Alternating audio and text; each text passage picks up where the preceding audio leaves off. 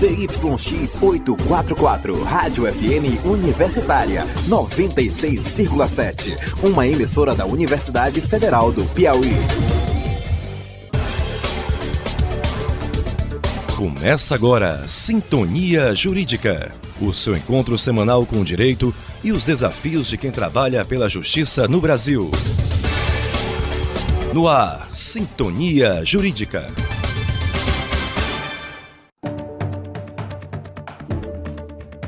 Muito boa noite a você que está nos ouvindo na Rádio Universitária. Eu sou Samuel Nascimento e ficarei com você até às 19 horas.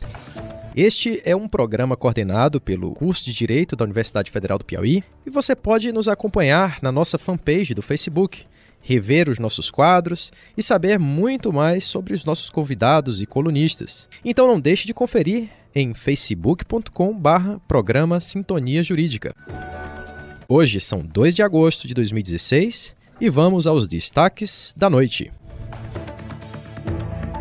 Juristas piauienses lançam um livro sobre o novo Código de Processo Civil. O STJ decidiu causa importante em defesa do consumidor contra planos de saúde. No quadro Questão Legal, a pergunta de hoje é: que tipo de pena um adolescente pode sofrer no Brasil? E na entrevista especial de hoje, nós vamos esclarecer pontos polêmicos sobre o novo Código de Processo Civil. E você ainda vai ver a estreia da coluna Direito e Cinema, o Agenda Sintonia e o Dica Sinjur. Sintonia Jurídica. O livro Novo CPC Principais Alterações será lançado em Teresina no próximo dia 5 de agosto. O livro foi editado pela Dinâmica Jurídica e tem 5 autores, todos egressos da Universidade Federal do Piauí: Danilo Rocha Luz, Luiz Felipe Ribeiro, Rostônio Shoa, Victor Emanuel Cordeiro e Berto Igor Cabaleiro, este último que também é professor aqui da Universidade Federal do Piauí. Esta obra promete tratar de maneira bem direta, didática e prática todas as alterações que vieram no novo Código de Processo Civil brasileiro. O prefácio do livro é de Leonardo Carneiro Cunha, um dos maiores processualistas hoje no Brasil. Recentemente, o Superior Tribunal de Justiça decidiu uma questão muito importante quanto aos planos de saúde. O modelo de assistência à saúde adotado no Brasil é o de prestação compartilhada entre o poder público e as instituições privadas. E a questão que estava sendo apreciada em grau de recurso especial decidia a assistência ao recém-nascido nos primeiros 30 dias após o parto. Foi uma decisão de bastante impacto para a regulação da saúde suplementar no Brasil e nós convidamos aqui o professor Gabriel Furtado, que é doutorando em Direito Privado na Universidade do Estado do Rio de Janeiro e é o atual chefe do Departamento de Ciências Jurídicas aqui da Universidade Federal do Piauí. Professor Gabriel, o senhor pode comentar melhor essa decisão do STJ para a gente, por favor? Boa noite, professor Samuel. Boa noite, ouvintes. O caso ele é realmente interessante. Ele envolveu a negativa de uma operadora de plano de saúde de garantir a cobertura do tratamento de problemas respiratórios de um neonatal. O Superior Tribunal de Justiça, ele, fundamentando seu julgado, ele foi buscar o substrato jurídico na lei de regência, que é a Lei 9.656, que garante aos usuários de plano de saúde algumas condições mínimas, obrigando os planos a algumas condições mínimas. No caso, quando um plano de saúde ele prevê a cobertura de assistência obstétrica à mãe, ele está obrigado, por lei, a garantir também o tratamento de quaisquer problemas de saúde de um neonatal por um prazo de até 30 dias após o nascimento. Por esse prazo, por lei, os recém-nascidos eles são cobertos pelo plano de saúde da mãe. Mas é importante que os pais, se desejarem que seus filhos tenham a cobertura para além desses 30 dias, sem a obediência de um prazo de carência, é importante que durante o curso dos 30 dias, o filho seja incluído em um aditamento ao contrato, seja incluído como dependente dos pais.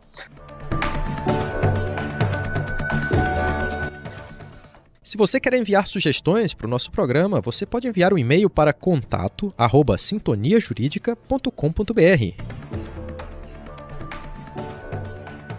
Agora nós vamos ouvir aqui o quadro Questão Legal. Questão Legal.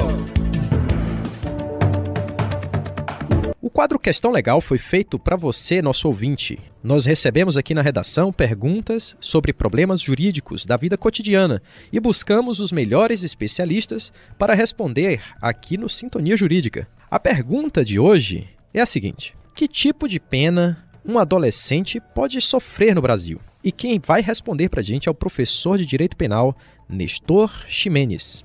Menor de idade, ele não comete crime, na verdade ele comete ato infracional, uma vez que por ser menor de 18 anos ele é considerado inimputável e, portanto, estaria sujeito às medidas socioeducativas previstas no Estatuto da Criança e do Adolescente.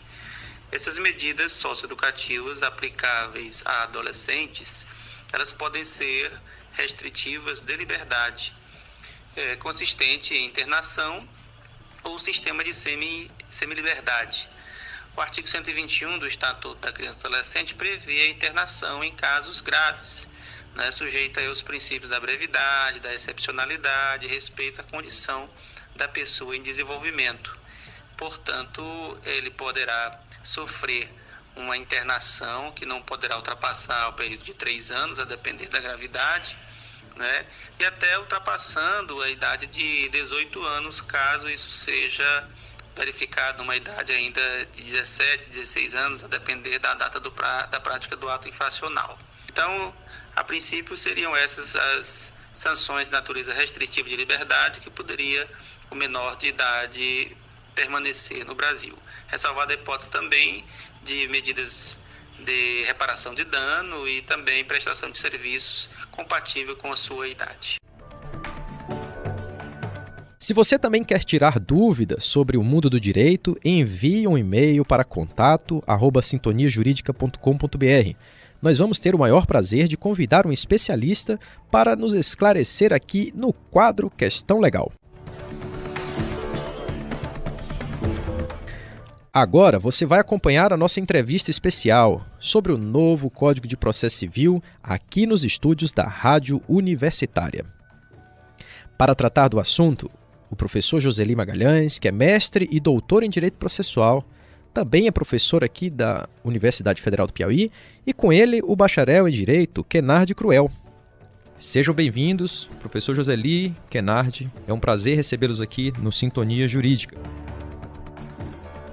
Professor Joseli, você pode começar nos explicando o que é o direito processual e como é a atual realidade que esse novo Código de Processo Civil vem regular no nosso Poder Judiciário?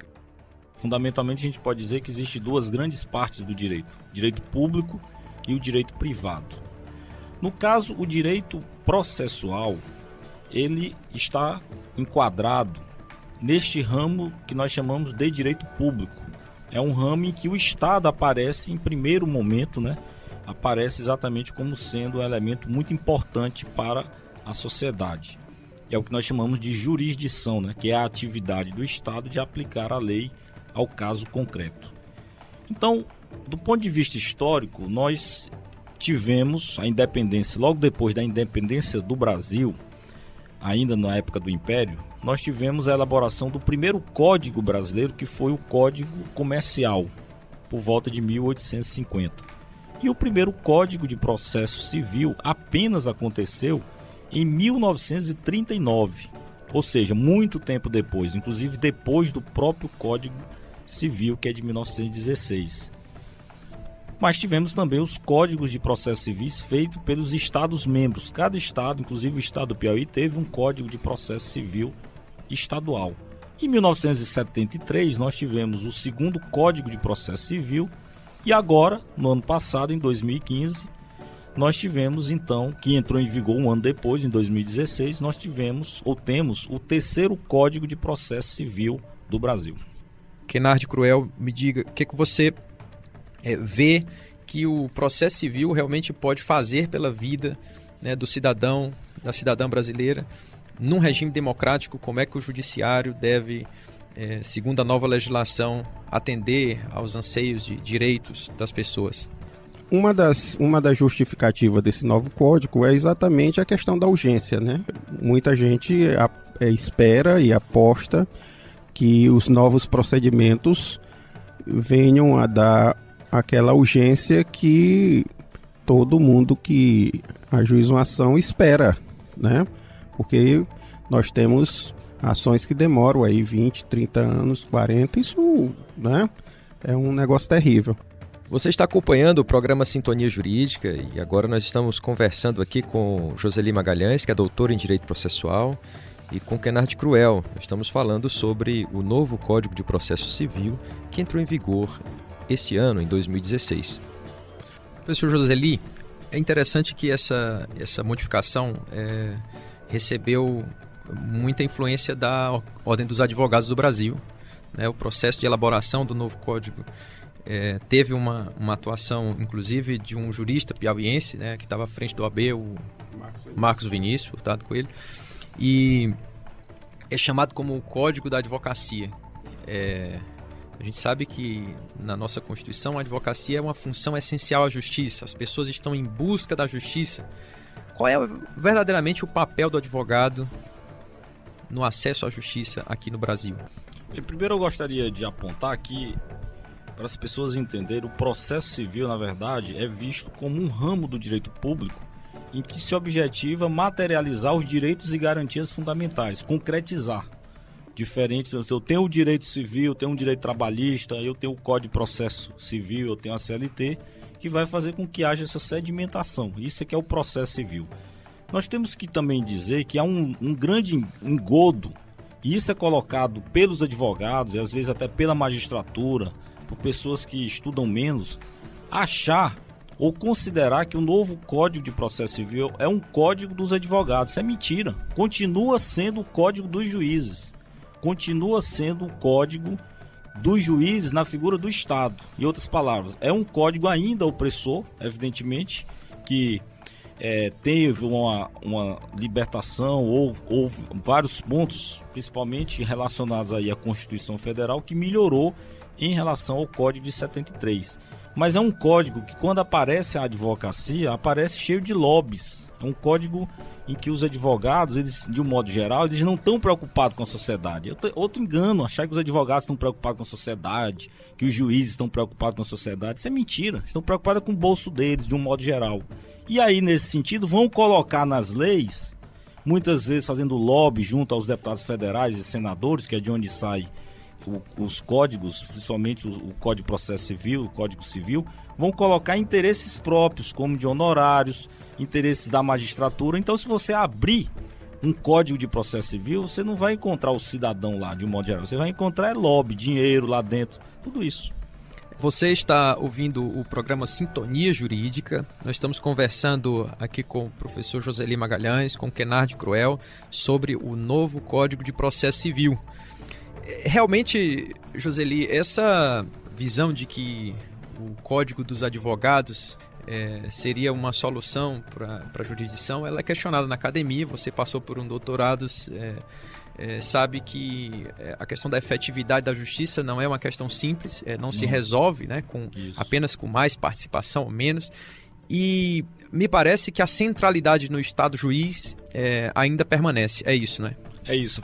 Ainda nós trabalhamos com a ideia de que o juiz é o elemento central do processo, ou seja, é o elemento central de um ambiente onde ele vai exatamente decidir, não existindo essa participação das partes na construção da decisão e em tudo mais, onde se possa identificar a necessidade de um código mais democrático.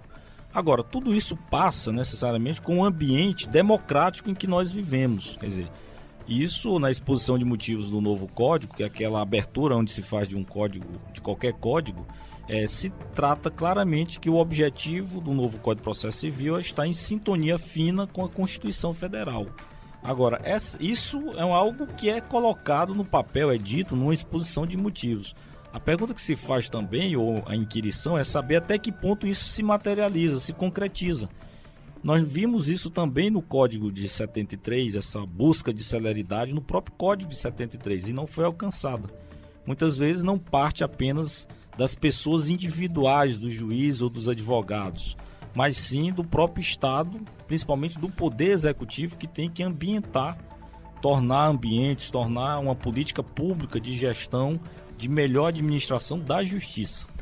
Nós vimos que durante muito tempo tentamos soluções diversas para a questão da celeridade. Inclusive, a Constituição foi emendada para adicionar o princípio da celeridade no artigo 5º como direito fundamental, mas a gente já está cansado de saber que mudar texto de lei não muda a nossa realidade, né, fática. Mas a gente viu surgir também os juizados especiais como uma solução para o acesso à justiça, como celeridade. A gente viu que também construir novos prédios e criar processos mais simples, que são os processos da Lei 9.099, não necessariamente vão resolver o acesso à justiça. E agora a solução parece essa de voltar para a mediação. Então agora o juiz ele pode encerrar o processo, ainda ele vai propor mediação, uma conciliação no começo do processo. Eu queria conversar com vocês sobre isso, porque há uma tendência hoje, tanto do CNJ, de fazer uma política judiciária de conciliação, de incentivar as pessoas à conciliação, evitando a decisão judicial. Vocês acham que isso é válido? Isso tende à efetividade dos direitos fundamentais? Ou é só mais uma tentativa aí de garantir só em letra de lei? Olha, eu acho que isso aí passa por uma coisa assim fundamental, que é a questão.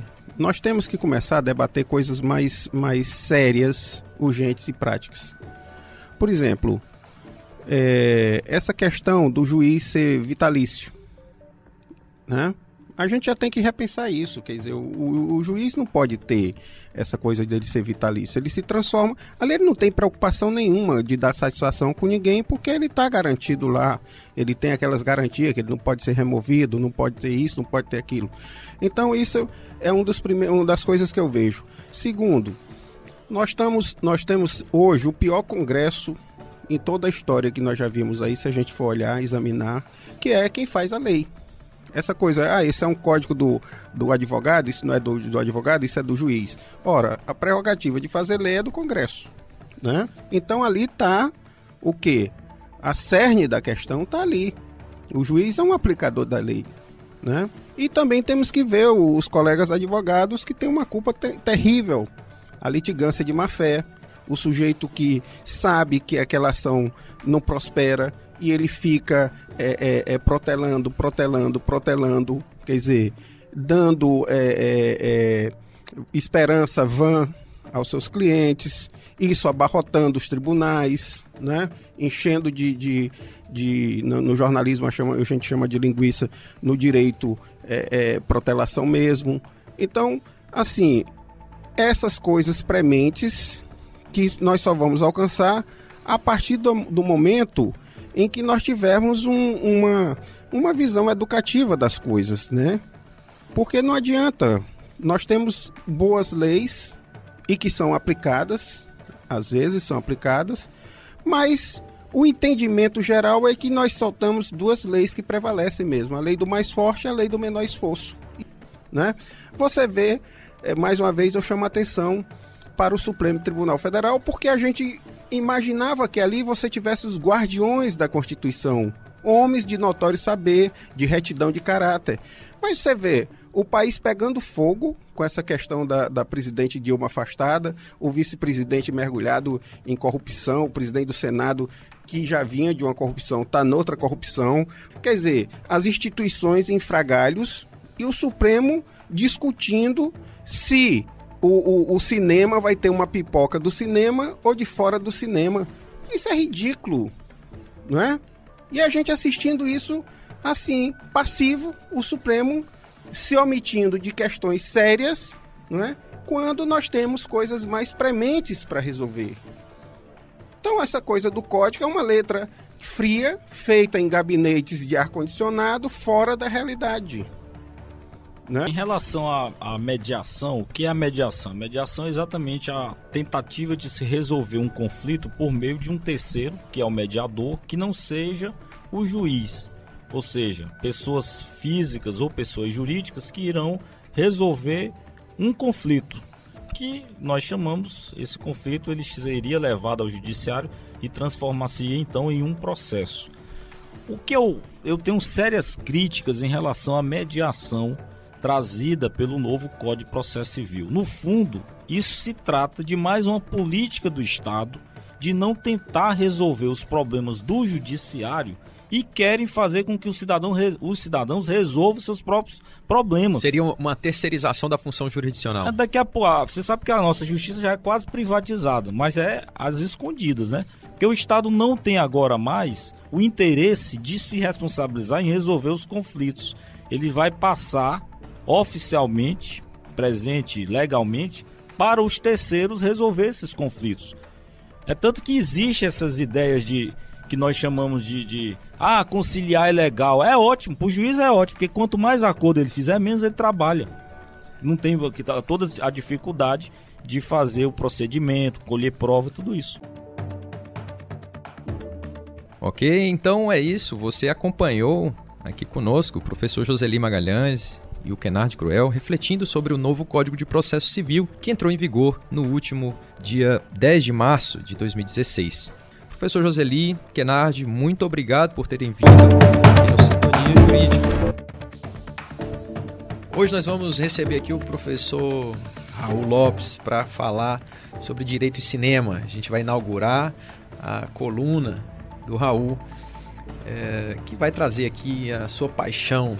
Ele escreve o blog cinemaentrerios.com junto com outros amigos que gostam da arte. Já lançou livro com esses mesmos coautores do blog Cinema Entre Rios. O nome do livro chama Ensaios Cinema Entre Rios, Reflexões sobre Cinema e Literatura. Raul, seja muito bem-vindo ao Sintonia Jurídica. De onde é que veio essa tua paixão pelo cinema? Samuel, eu quero primeiro agradecer, dar um olá para todos os ouvintes, o seu convite aqui no programa Sintonia e assumir essa coluna que fala de direito e cinema, e não necessariamente nessa ordem, cinema e direito e cinema.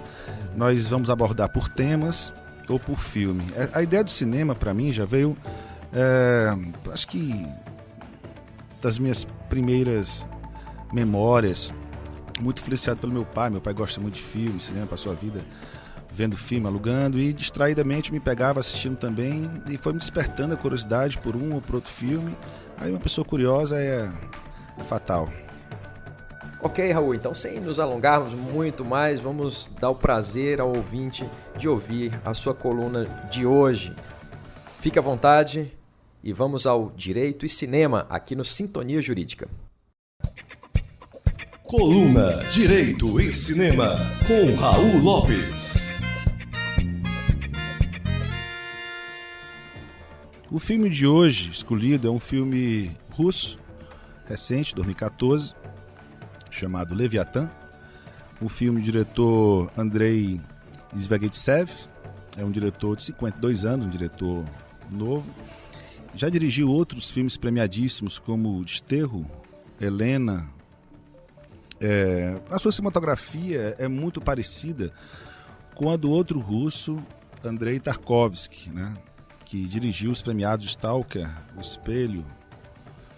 E, paralelamente, a forma de filmar, os ângulos, a sua semelhança com o seu conterrâneo russo, o Zvyagintsev utiliza muito o retrato da Rússia atual, uma Rússia bêbada, uma Rússia falida, uma Rússia corrupta. Utilizar desses elementos na sua filmografia faz com que ele seja bastante criticado pela forma aguda que atinge a sociedade e o Estado.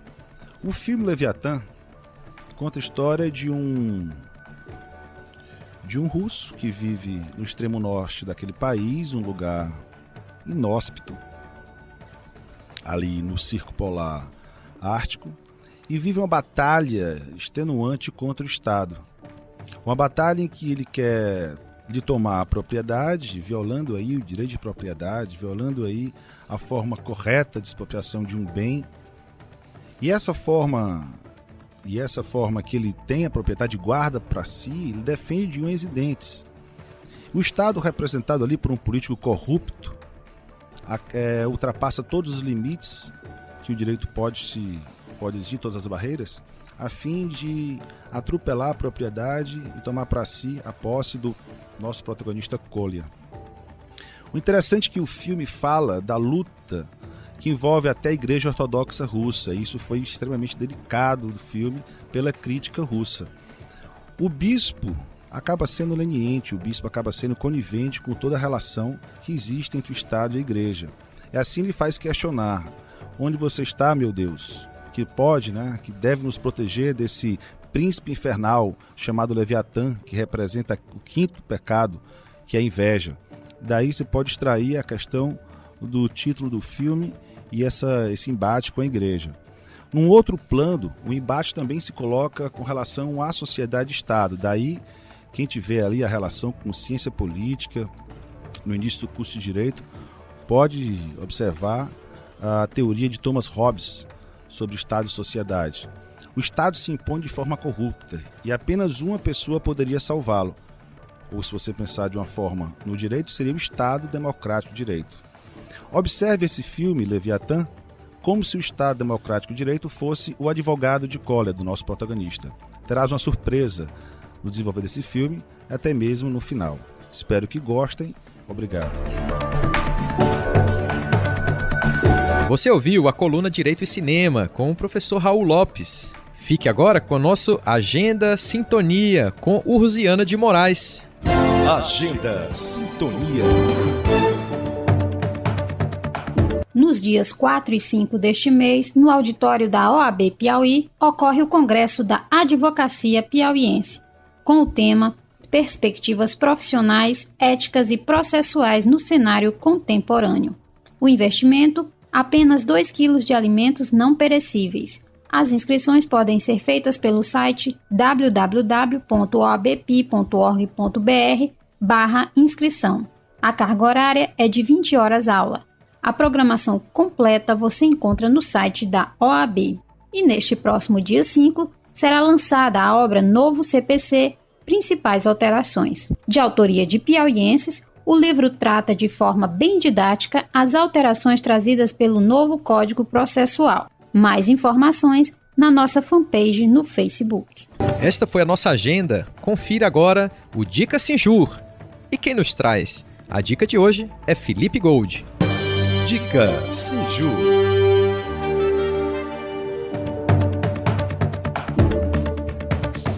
A dica de hoje é a série Suits. O seriado americano é um drama criado e escrito por Aaron Korsh, tendo como cenário uma firma de advocacia na cidade de Nova York. A série é rodada em torno de casos jurídicos, sempre bem resolvidos, e com um toque de humor sarcástico. Michael Ross é um garoto que foi expulso do colégio, mas com uma brilhante memória que lhe permitiu excelentes notas no teste de admissão em cursos de direito, sem nunca ter obtido o diploma.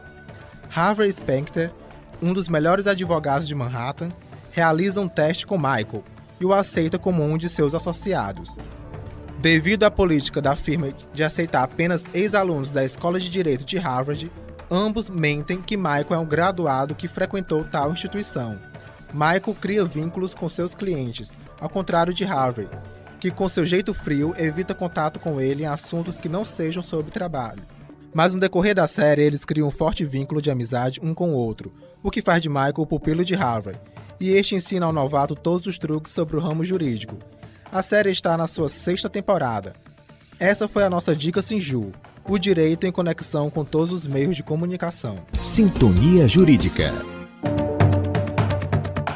E o programa de hoje está chegando ao fim. Obrigado pela sua audiência. A apresentação foi de Samuel Nascimento, produção de Urziana de Moraes, edição de Felipe Gold, trabalhos técnicos de Adriano Lima, supervisão de Alenita Carla e direção geral do professor Dr. Paulo Fernando de Carvalho. Lembrando que o nosso programa vai ao ar todas as terças-feiras, às 18h30 e tem reprise nos domingos, às 19 horas. Um abraço e até a próxima terça. Você ouviu Sintonia Jurídica. O seu encontro semanal com o direito e os desafios de quem trabalha pela justiça no Brasil. Você está em sintonia com a FM Universitária 96,7. Entre em contato conosco, facebook.com/Rádio FM Universitária 96,7 ou 3237-1619. Rádio FM Universitária, uma emissora da Universidade Federal do Piauí.